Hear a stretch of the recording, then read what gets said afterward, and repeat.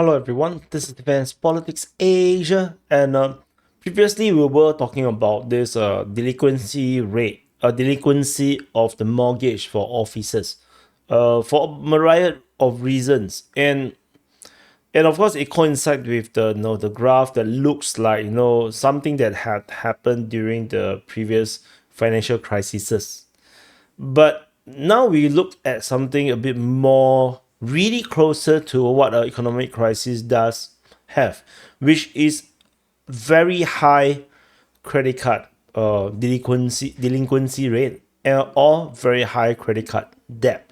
Again, it's going to be United States centric because US is the source of all evil, of the source of all economic troubles. So anyway, according to the capacity letter, again is them, because this was actually part of their a series of stuff that they are talking about.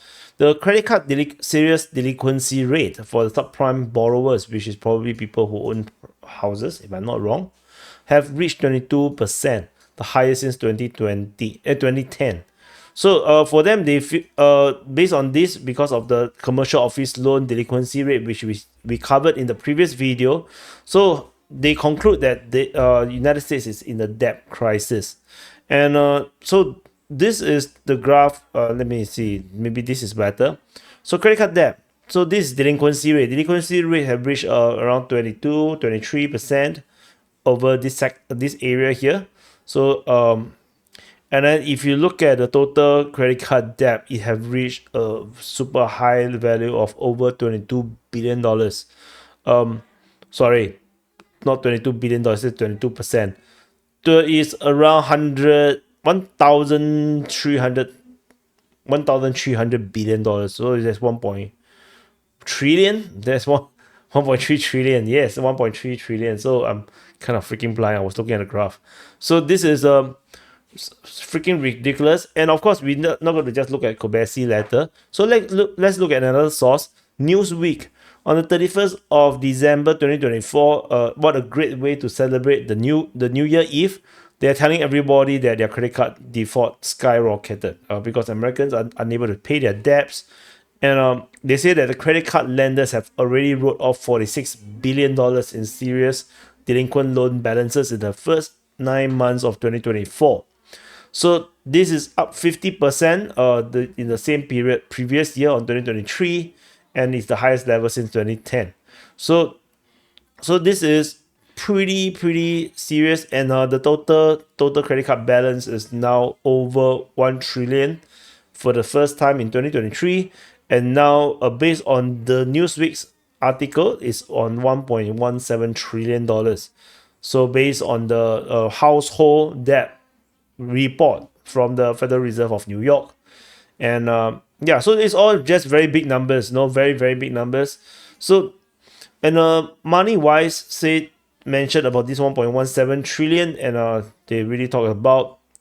So in 2024, the credit card balance rose by 24 billion, reaching 1.17 trillion, the highest level by the Fed in 20 years. And in the other headlines they have is also about car insurance premium reached a new high as well. And then all the bullshit. And only mortgage balance hit 12.56 trillion. Auto loans reached 1.64 trillion. So there's a lot of debt, in the United States, and this is actually pretty bad. If you look at the graph, you can see that the total credit card balances in 1999 has reached this super high level, this 1.17 trillion, and this number, this is 08 was a crisis, so it went up, and then the subprime crisis, I believe it's 08, the whole economy collapsed, and then the debt dropped, and then we go up again. This is up to 20, which was moving up to COVID, and then it collapsed again. So somehow people was able to pay off their debt. I think this is because the governments has been giving out a lot of money, particularly in the United States, and people are able to clear some of their debts. So this is what I believe happened. But then now the shit hit the roof. It just keep flying and keep flying. And of course, we have to also put into account potential things like inflation. Also, the inflation of the US dollar, like things cost more now. Um, that means you can buy less with the same amount of money from multiple years ago. So that could also contribute to that. But of course, there is a direct relationship with printing too much money and yeah, and whatnot. So now we have this serious situation. This is the in like never before high. And yeah, we have to, and of course, the people who owe the most money, of course, is the people who voted for Democrats. I mean the people who live in the cities. So yeah, so this is just concerning situation, I would say.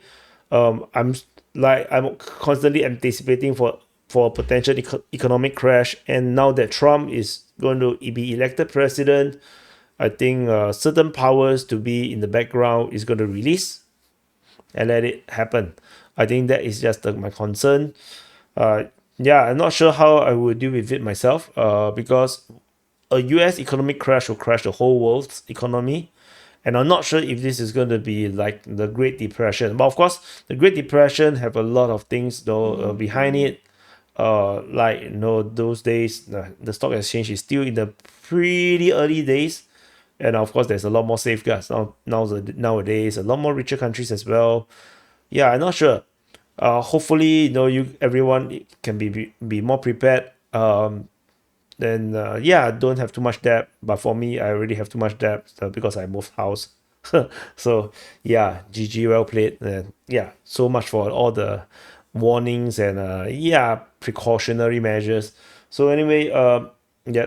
So and of course, this, if the economic crash do comes, then that is going to have implications on geopolitics as well.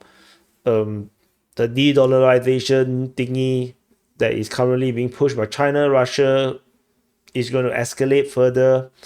And yeah, and if you know how the United States get rid of the Great Depression, it's actually through World War II. So they were stuck in Great Depression. The economy was depressed, everything is down. And then World War II, through the land lease, that means they basically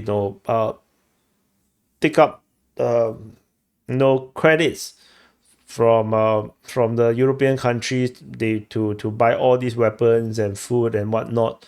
So basically, it's like taking future money from Europe to pay for what they need, and they boost the industry in United States to produce all the jeeps and tanks and whatnot. And yeah, that brought United States out of the Great Depression and then dominating the whole world, because all this debt is then dumped on the Europeans and totally collapsing the European powers, to the point where the biggest power in the world, the United Kingdom or the British Empire, the entire empire collapsed. So that's the worry now, is that if there's an economic crisis, there is always a high chance of war. That's one big concern I have as well. And because if you can't do business and economics, bullets is actually not that expensive. Might as well just rob your neighbors or someone far away. So anyway, that's it. Just some very random notes at the end. So I will continue to follow all this economic shit. So yeah, let's hope things don't get worse. And I'll see you guys in the next update.